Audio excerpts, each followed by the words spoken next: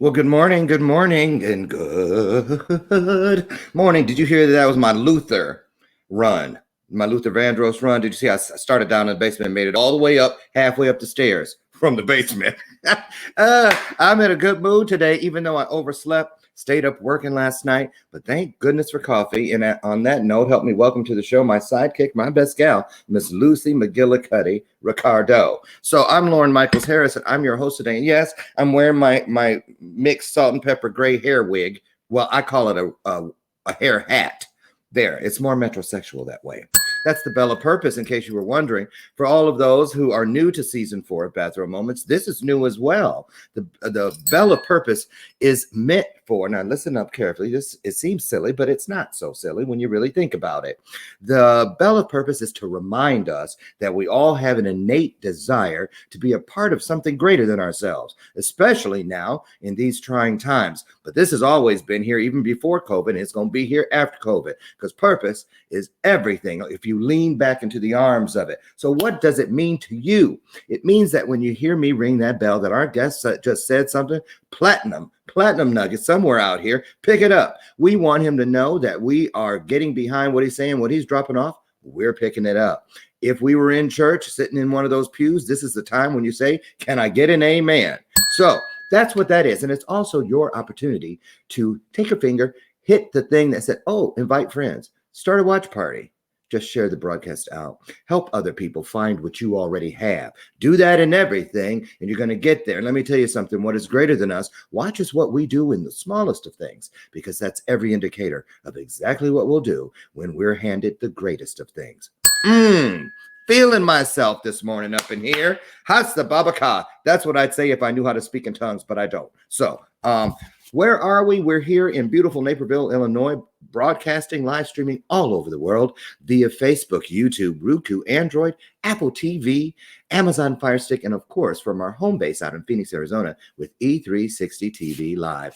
And I want to say, tip my hair hat to my sponsor for this month, symposium.us, where you can turn your conversation into currency. Moolah, the big green, make it rain. That's exactly right. Get over and download the app today. Go to Google Play Store, go to the App Store, download it. Take a look what people are doing over there. Whatever you're good at, somebody wants to be good at it too, and you can show them how through Symposium. Now is the time. Listen closely. Seriously. Everybody should start thinking of ways to add extra additional income streams to your world. Put all your eggs in different baskets. Spread them out.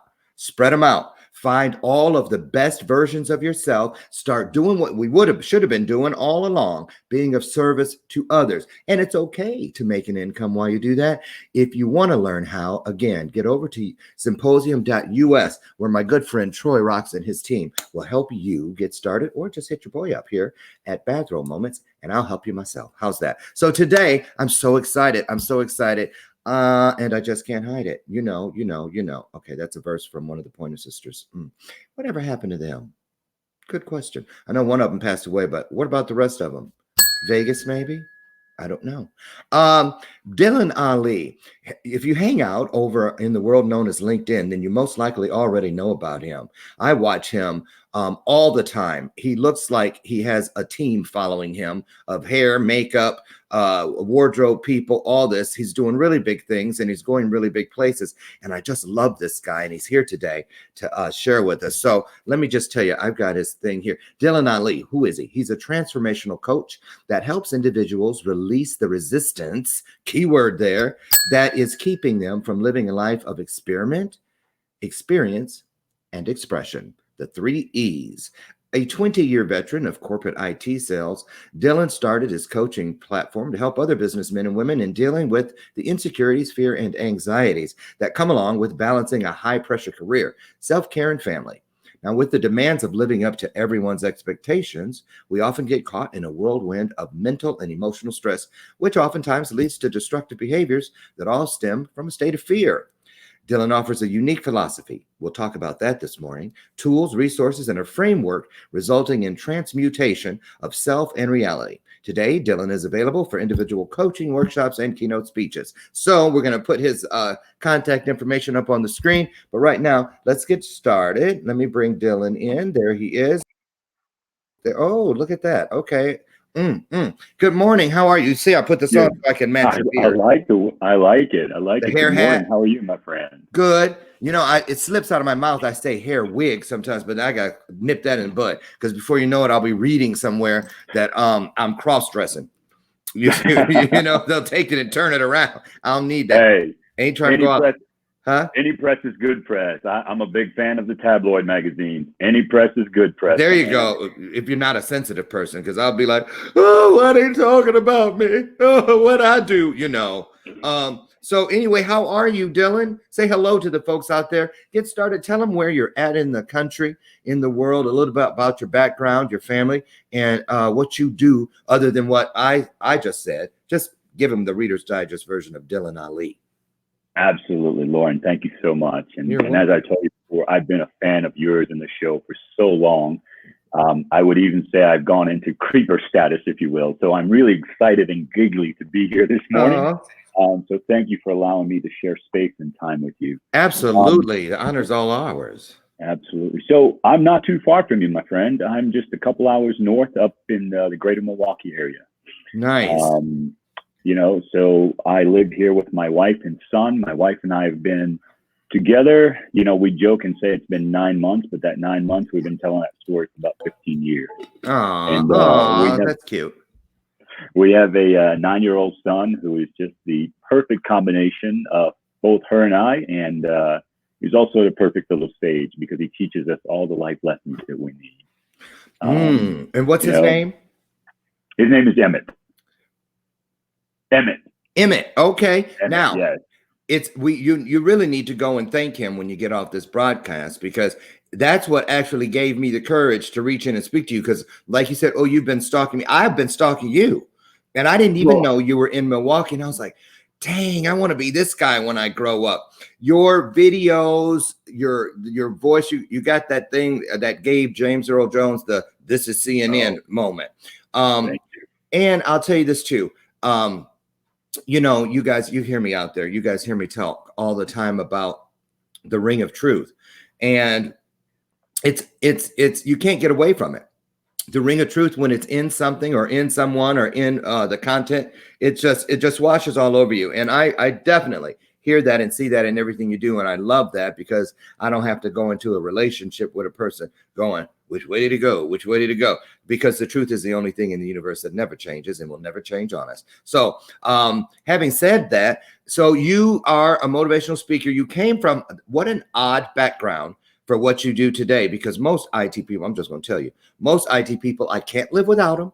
I love them dearly. I keep them close, and they get the best Christmas presents from Loren. But some of them really have dry personalities because, you know, they're into their techie stuff.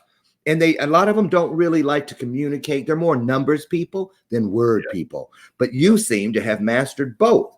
So did you retire? Did you say, I'm done with this? How did you make that transition? How'd that come about? No, let me tell you. So, Loren, my story starts back, early 80s, right? Little 8-year-old Dylan jumping on an airplane coming to the U.S. from Trinidad. It's Dylan? Yes. No I've worries. been saying Dylan. And you know what? I have a nephew named Dylan. No. Oh, really? Yes, I should be ashamed of myself. No, not at all.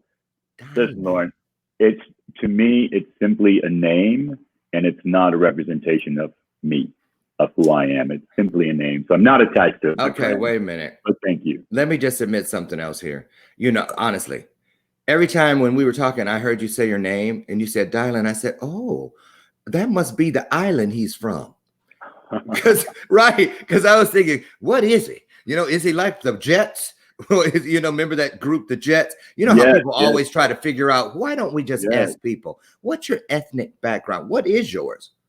So I joke and I tell people that I'm Chindian because I'm Chinese and Indian mixed, and I'm from Trinidad. So my mom's side of the family, hey, good morning, son. My son is just coming to say good morning. It's good morning.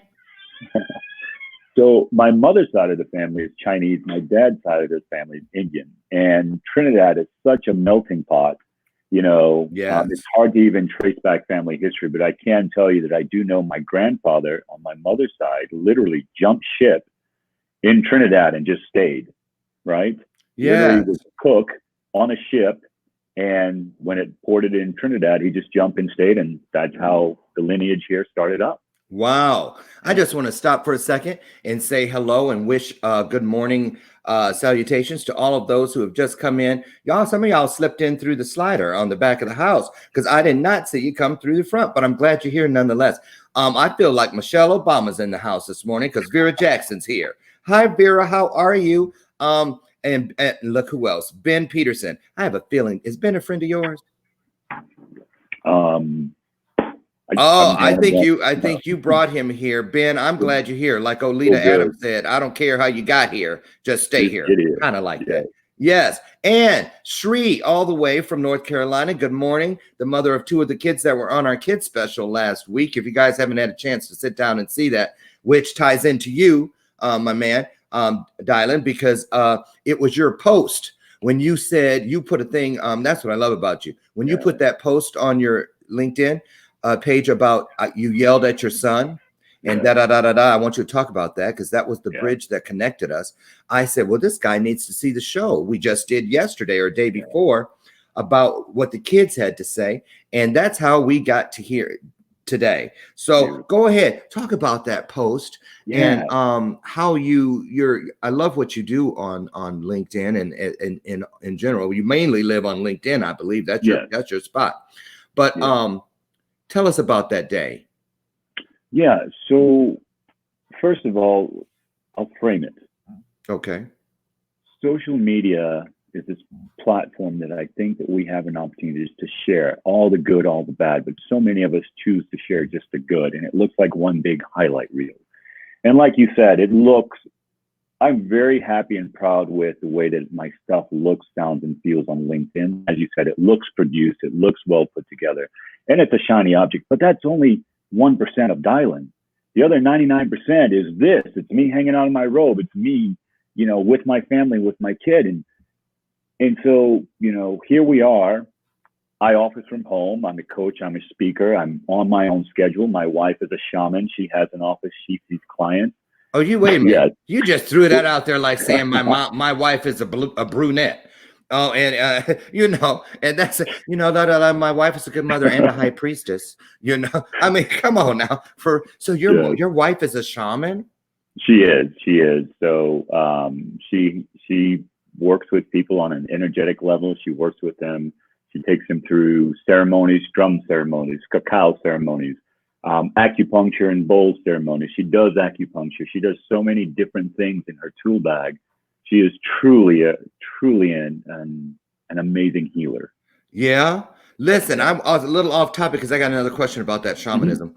I see that my good friend from high school, Dawn Burns, is watching, and Dawn, Dylan has you guys have the same vibe. Dawn's a singer, she's an artist, and she hangs out with people like Gregory Porter and that kind of thing. And she's kind of, when I saw she was here, I said, because I believe in the law of attraction.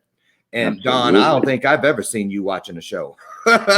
So that kind of stood out to me. I was like, oh, what drew her here? Well, that's obvious what drew her here. So you two might want to think about connecting and becoming friends, because I believe that that's a part of why we're here today. So there it is. You can take that with you. Now, listen, give everybody, and then we'll keep moving. Give everybody the current day draw the picture, if you will, if you were a sketch artist, the face, if you will, of a shaman. Because when you said shaman, you know what I pictured? I pictured your wife over a cauldron going, you know what I mean? Because I've never run into a shaman. I've never had dinner or shared a Starbucks with a shaman. So how does a person get to say they're a shaman? So first of all, you talk about the witch's brew, right? Mm-hmm. So it's so funny because I always say I love bad witches, right? I love badass witches, right? That word's in the Bible. You can say that on Bathrobe Moments. Okay, good. So my wife is a badass witch, and how does one become? And it started through her journey of just self-discovery, right? And she moved into yoga. She moved into some acupuncture. She used into some different esoteric healings and modalities. And through her journey of wanting to leave corporate, so part of her story is she was a corporate gal as well, right? And when our son was born, she literally called me after her 3 months of maternity leave. She literally called me every day crying as she was dropping him off. And she said, finally, it hit me. And she said, D, I see him 1 hour in the mornings, 1 hour at night. And it's when I get him ready to go and when I pick him up and get him ready for bed. And I thought to myself, man, wow, what's sinking in? And of course, the ego mind back then, I wanted to hold on to that income. Mm-hmm. And so I was fighting it and fighting it and fighting it. And finally, we made that decision. And throughout that journey, as he got a little older, she knew that she wanted to get back into the workspace. But at the time, man, Loren, on average, I was driving about 2,500 miles per month. Because as an outside sales guy and having a territory here of a few states, I was always on the road. Right. So we wanted to create this lifestyle that would allow her to go to, dance classes or, ballet or sports or whatever the case is, right? Right. Dad couldn't always be there. And through that, she actually decided to go back and get her master's in traditional Chinese medicine.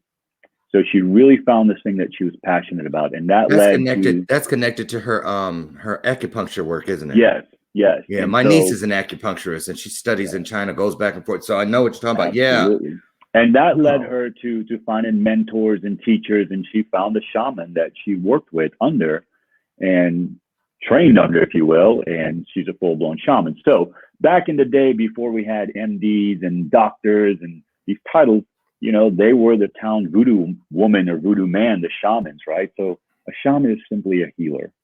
How come everybody thinks, like, even when you said voodoo, especially in the Black culture, oh Lord, don't say that stuff up in here. You better get out of here, devil. That's what grandmama would say. Why do you to this though? Yeah, talk about that. So you might know the word obia. And I'm from Trinidad, and Trinidad, we say obia, the obia woman or the obia man, the old shaman, the old voodoo. And you know why? Because I think that we've become so programmed, if you will, to the Western culture that take this shot, take this pill, right? Fix this thing. And in the world of shamanism, in the world of natural healing, she says, take this root, take this dandelion root, make some tea, and allow it to take this natural. Yes, natural. And take something you can pronounce. Yes. You know what? Take in the oxygen, take in the air, breathe. You said something there, right? Especially now with what's going on. I mean, if people don't start looking at those natural things, the organic, the stuff that was always here. You know, I mean, it's just these people say that, oh, these are trying times. All times are trying times. But it's the base, you know, like even a good soup, you start with a base. A good recipe. When you're baking, there's a process, there's a recipe. So, you know, whatever base, what kind of foundation, what kind of grout you've poured between the tiles of the experiences of your life is going to prove whether your kitchen floor, the tiles get knocked all over the place during things like this, or if it stays in place and is just as functional and beautiful as the day you laid it. Because the truth, again, if you laid a basis, foundation of truth, you don't got a thing to worry about. This house is built upon a rock, not on sand, my man. Amen. Right. There you go. So listen, I want to show people something so that as we move into the next half hour, they have a clearer sense of who you are. I found something that was just recorded a week or so ago, a love letter to your town, Milwaukee. And I love it. Now, first of all, you know, I had to watch it twice. That's why I almost missed you in the green room, because the first round, I started to try to listen to the content, but I was too busy looking at the wardrobe and like, who he got out there and how he gonna walk down the middle of the street and then stop traffic. I don't see cars going nowhere. How he pull that off, right? So anyway, I love it. I want to share that with the audience. You guys take a look so that you can get a feel of what it is that's inside of the spirit of this man, Dylan Ali. So you guys sit back and take a look at this. Just a couple minutes, but you'll be glad you did.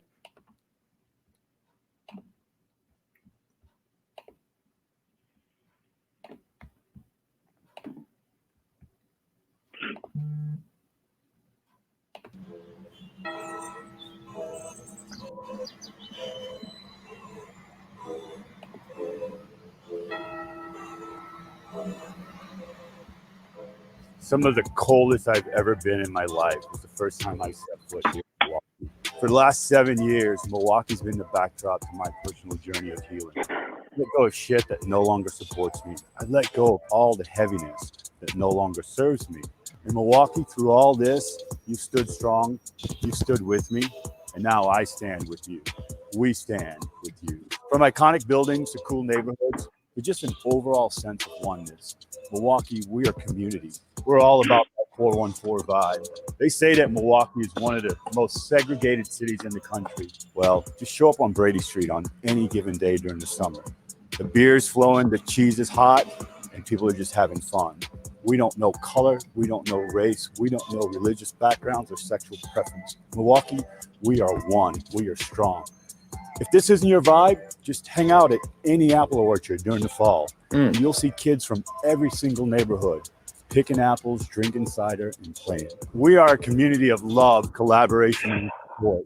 Our business leaders care more about diversity and inclusion than any other place I've seen. Milwaukee, we're all about support. We're all about love. We're all about that collective consciousness. It may seem like a cold, dark night, but this too shall pass. It may seem like this will never end, but this too shall pass. You are strong. I am strong. Together, we're powerful. Together, we're unstoppable. Together, just like the sun rises above our city, we will ascend. Together, Milwaukee will shine so bright that the entire world knows that we are loved. 4-1 motherfucking 4. Stay strong, Milwaukee. Oh, tough. Okay.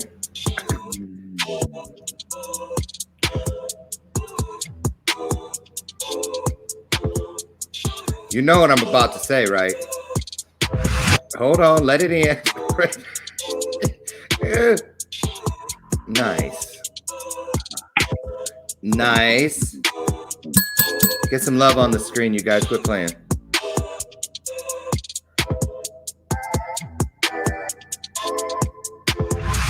Okay. Listen. First of all, when I was watching it the first time, I was like writing some notes and stuff. And then you said the beer is flowing and the cheese is hot. I was like, right, man. And then I was like, and where did he get them? How can he, I hate you for being able to wear those kind of pants. Number 2, number 3, everything's coming, just flowing off your tongue from the heart. There's no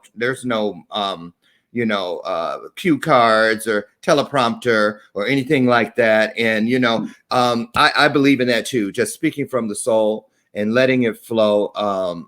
Because words come, all of our content, in my opinion, comes to us only on its way through us. It doesn't belong to me. It didn't come from me. It came through me. And you're a great example of that. Now, I want you to talk about this, because this is a big part of what's happening today and why we've all been beckoned.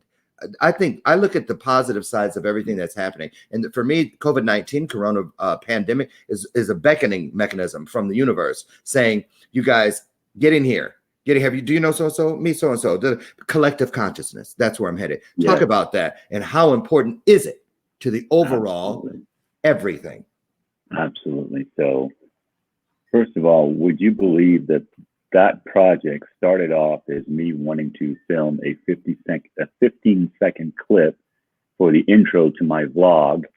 And as I was lining up resources, like you said, the content is not mine. It came to me that I wanted to deliver something to my community and let them know how important they are to me and how much of me is represented in the Milwaukee backdrop. And I have to tell you, before I talk about, what that is, I have to thank you. So that is the first piece of content that I have created from cradle to grave.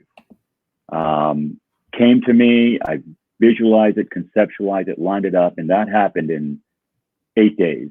And I was really, really, really proud of it. But I have to tell you that when I posted it, it didn't really receive this is ego now, right? It didn't receive the love that a lot of my other content received from stats numbers, right?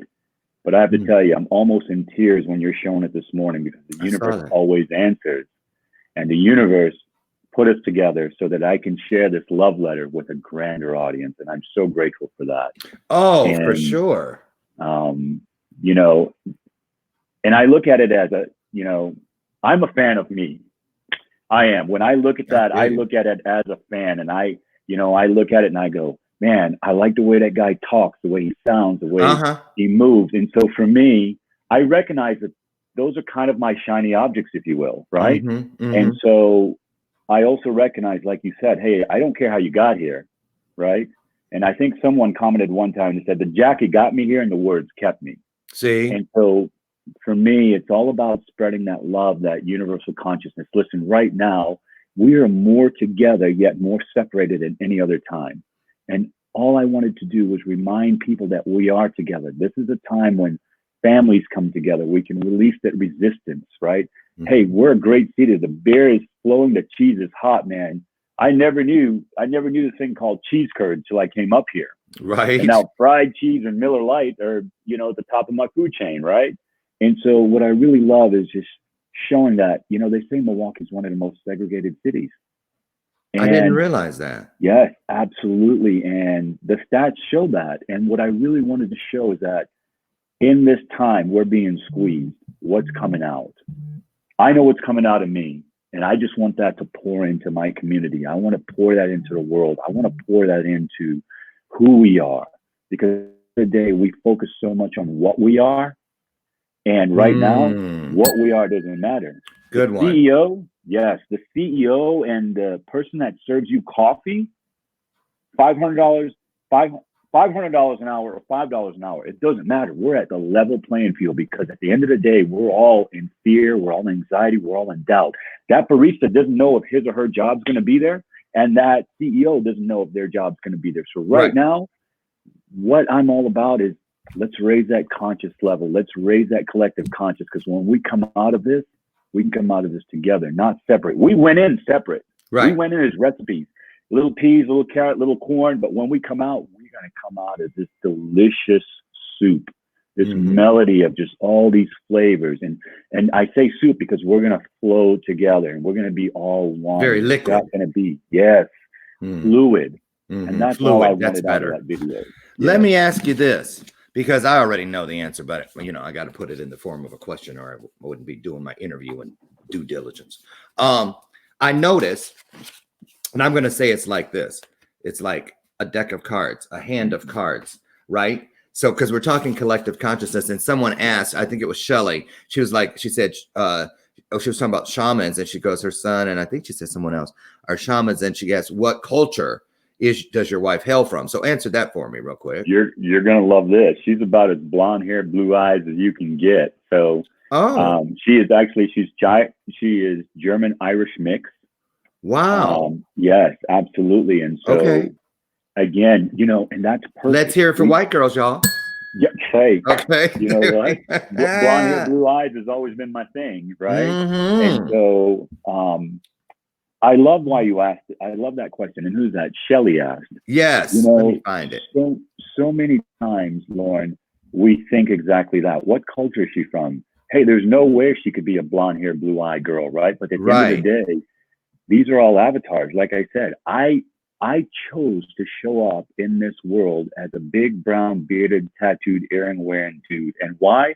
Because that avatar is going to attract the lessons that my soul needs.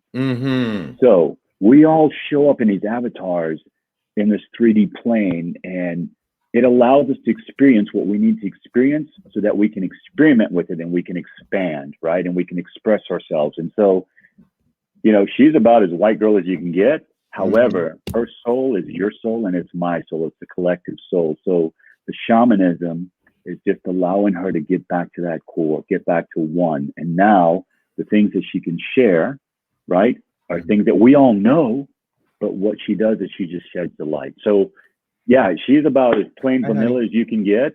Yes. But her soul is from, everywhere. Her soul is from the culture of the universe. That's right. That's right. And so let's talk about kind of ties in with collective consciousness, because in order for it to be a collective, I think, you can have a bunch of people that aren't cohesive. And it doesn't mean that you have a collective consciousness. You have the Tower of Babel story. Yes. You see what I'm saying? Where everybody was doing their own thing. I think that was one of the basis of that story. But what I'm getting at is I noticed that you have a cross in your ear. You have a shaman in the other room. You have all the cultural things that your different heritages bring to the table. But what it all equates to is that you're a believer. So what I'm getting at, I'd love to hear your take on this, is what do you say to people out there right now that have I think people that are in trouble or think they're in trouble, because they're not really, but they think they are, because they've been holding on to just the wrapping, the tissue paper, the box that the gift lives in, as far as their belief systems. And now that they need something, they think they only have, they're looking through where's the stuff that was supposed to be in here? You see what I'm saying?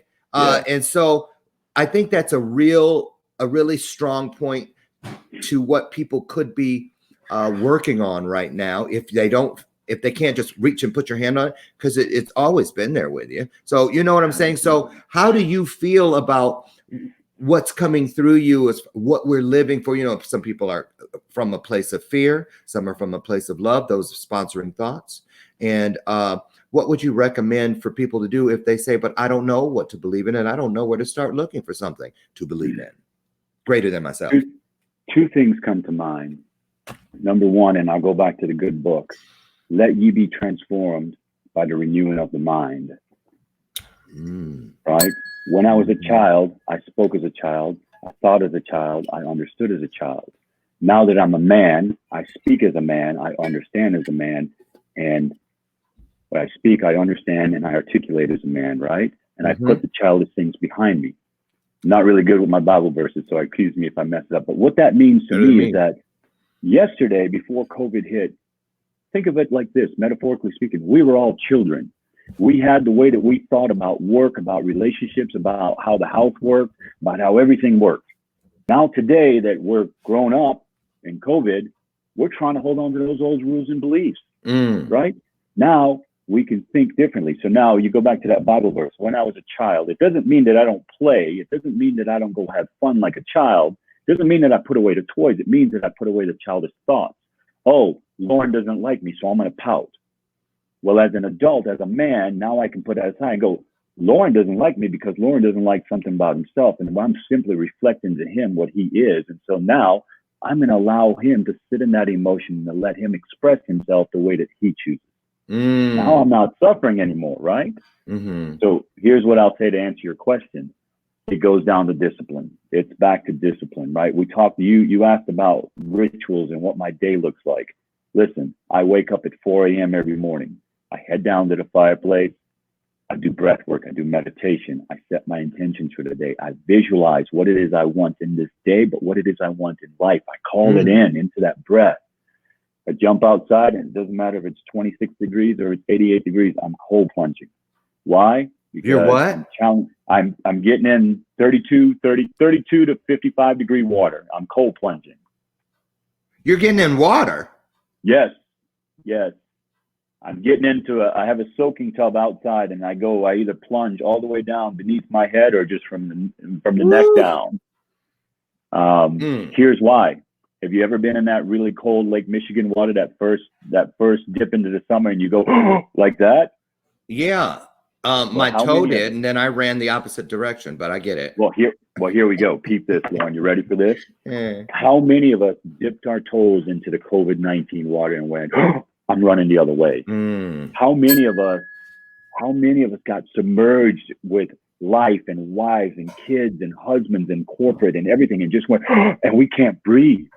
Now, when I enter that cold water, it doesn't matter if it's 26 degrees outside and the water is 32. Right. I walk in, and when that water hits, I simply just, and I breathe, and I sit in it, and I sit, and I sit, and I show my mind and my body that it doesn't matter how cold this is. Mind and body is not in control. The soul is. And what does that mean when COVID-19 hits and everyone is freaking out like you and I talked about? I can breathe, and I can have fun, and I can play. Now, it doesn't mean that I'm not human. You asked about the day of my son, right? Yeah. The story. I want to tie that back in, right? I've got my calendar going. My wife has hers going. Now, all of a sudden, we're all within the confinement of the home. Right. Now, my son is at home, and he's 9 years old, so he's articulating this in a certain way. And we're all having this imbalance of energies, if you will. And I'm guilty of it too, 100%. That's what caused me to yell at my son, right? Because things were a little bit off. And as conscious as I am about it, there were some conscious stories going on in the back head that triggered me that day that caused me to yell at him. But you know what? Like COVID and like the cold water, in that moment, I went, but then I came back to my breath and I sat down and I had a talk with him. And I said, listen, this is the way I responded, and it was not the right way. And here's what I was feeling in this moment. Tell me what you were feeling in that moment, son. I say you weren't listening to me, so I raised my voice. What were you feeling? Did you not feel heard in that moment? Did you not feel like you were being important in that moment? What do you feel like I was doing that led you to that? And we just talked through it. And you know what? We hugged, we cried, and afterwards it was dissolved. I'm so grateful that I have those tools and resources that, you know what? Now he's going to take that as a lesson later on. Right. And it brought us together. Absolutely. And then all the stuff that comes as a result of this exponentially with the people here today and what they go and talk on and on. So again, and I'm a firm believer, and I never say that there are mistakes. I don't believe in mistakes in the universe, period. I believe there's blessings and opportunities that are all in the making.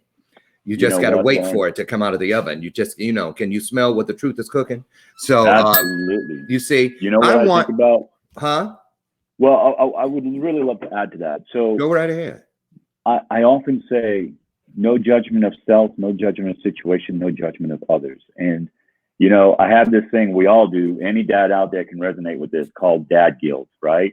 And if I hadn't done the shadow work to release the guilt and shame, I would have been carrying on to that dad guilt. And so for me, I didn't judge the situation. I didn't judge myself. I didn't beat myself up. I had grace with myself. And now because of that, because I released to the situation, I allow it to flow through me and out into the universe. This is what I mean by no self-judgment, no judgment of situation, no judgment of others, because the universe now has used that as a tool to bring us here, like you said. To bring us so here. In my mind, that's the way it breaks down. This is why I choose to have no judgment, no comparison, no expectation, because I know that beauty is always waiting on the other side. That's right. And you know how interesting it is that, everybody thinks they know about the law of attraction, but boy, they didn't expect the law of attraction to pull this humdinger, because it put everybody together, whether they want to acknowledge it or not. And I just want to say, speaking of acknowledging, I just want to say good morning to Jason Young, Deborah Jimenez and Joy Turner, Sean Clark. Thank you all for popping in and sharing your morning with us. We appreciate it. If you've just joined us or since the top of the hour, we're here with Dylan Ali from Milwaukee, Wisconsin. He's a speaker, he's a coach, he's a dad, he's a husband, he's a lot of things. And if you haven't been able to catch it from the beginning, I highly recommend you go back later and catch the show from the top. Would you do that?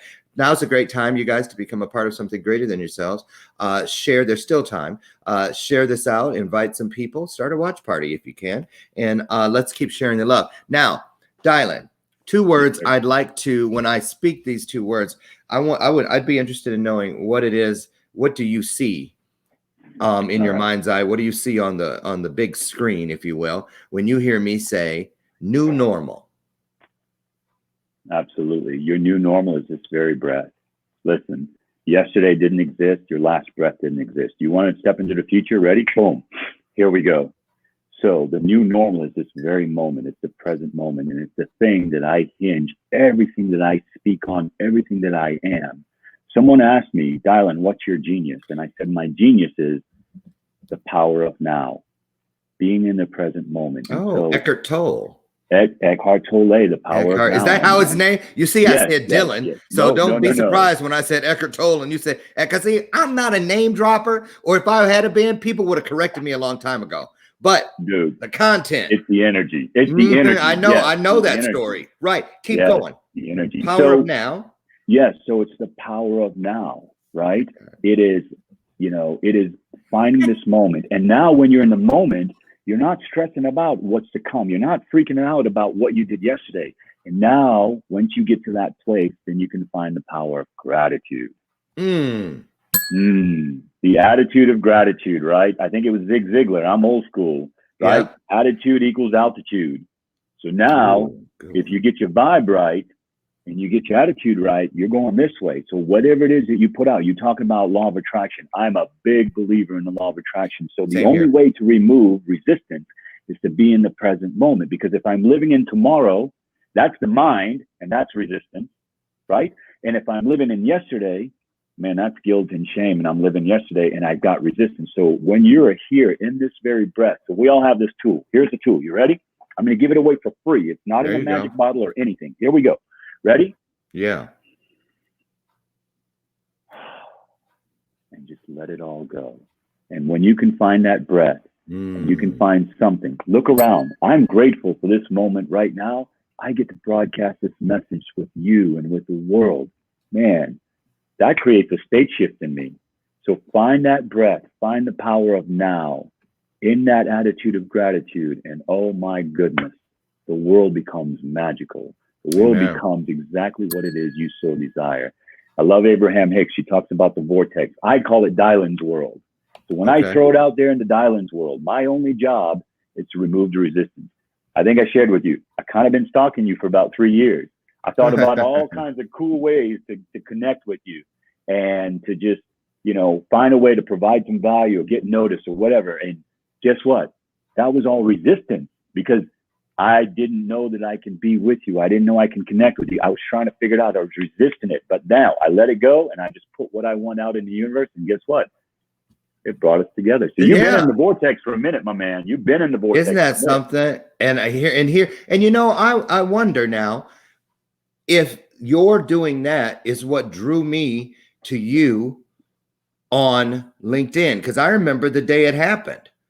And it's like this. This is just my analogy, my metaphor. But it was like, this is how it happens. I see words like when I'm creating content or working with people on creating content, I actually see words in 3 dimensions. And when it comes to people, people always hear me say that one of my gifts is that God allows me to see a glimpse into the greatness of others. Mm-hmm. And no, that doesn't mean I'm going to say, ooh, darling, I saw you getting in a black limousine with Oprah and Gail. Gail had on a yellow pantsuit and Oprah was in that white dress, blah, blah, blah. No, it's not that clear. But it's something that happens that makes me go, huh. And I lean in. Anything that makes me lean in or strain to hear, because the truth is always whispered, so that you got to want it.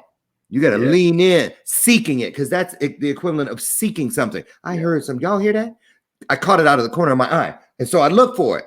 So that's what happened. And I really believe that you did that you helped facilitate that. And your son helped facilitate that, because here we are. So now let's go to this, because out there right now, and like I said, quit playing, y'all, and get some hearts up on the screen. Here's something that a lot of people won't admit to, because they think it's wrong. That I hate when people say,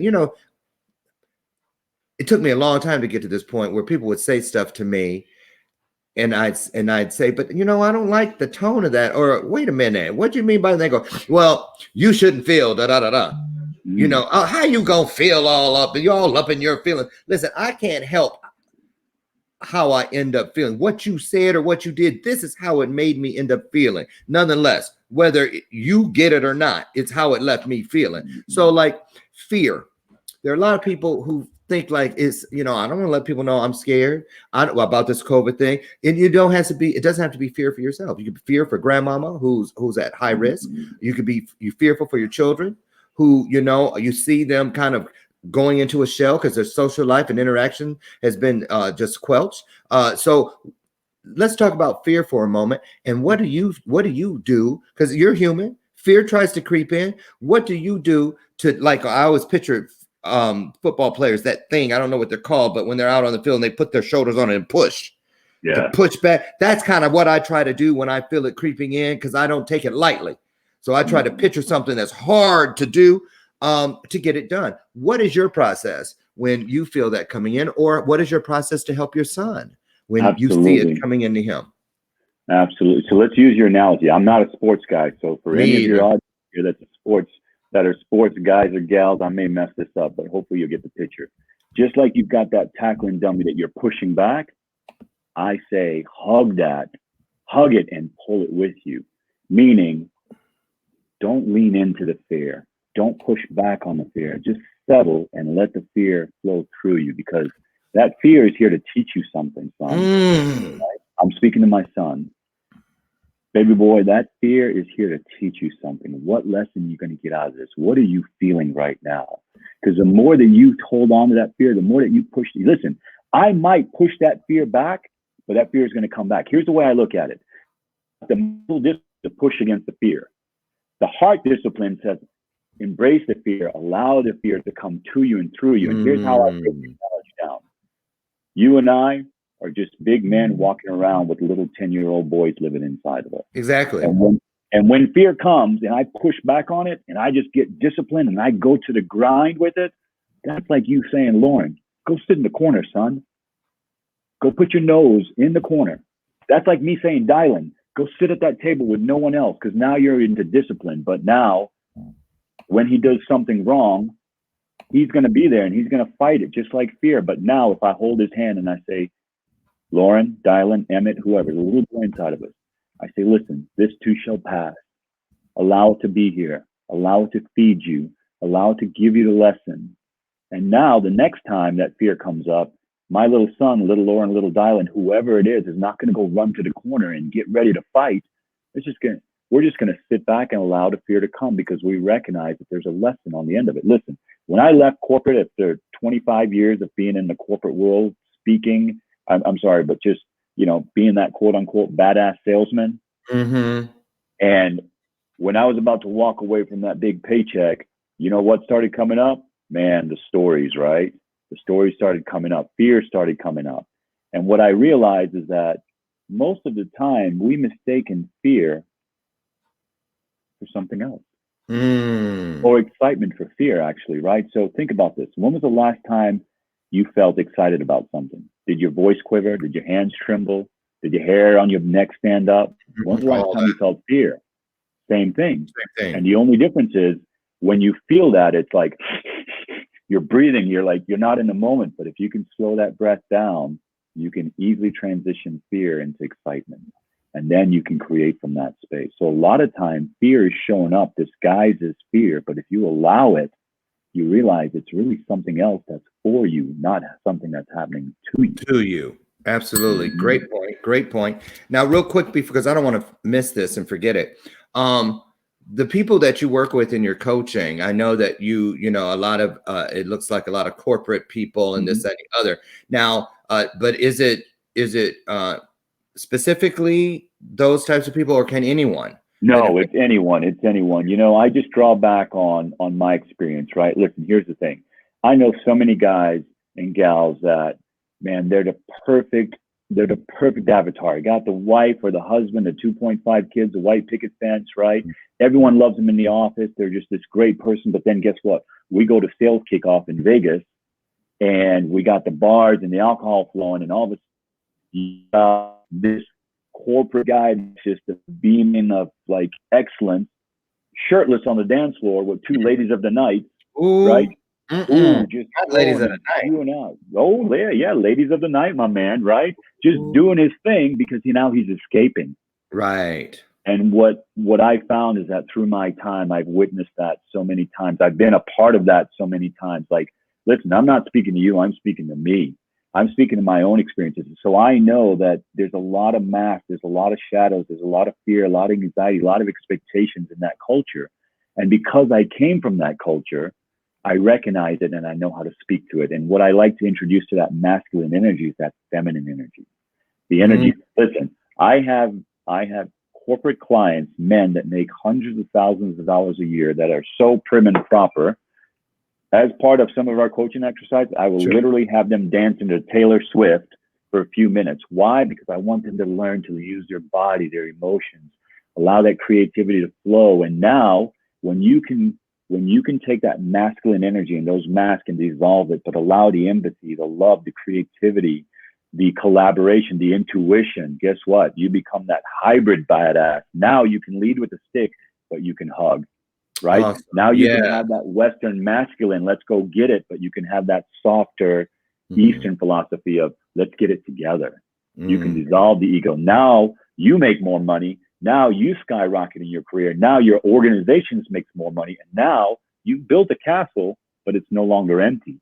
You can actually enjoy it. You have the connection with the wife, the husband, the kids.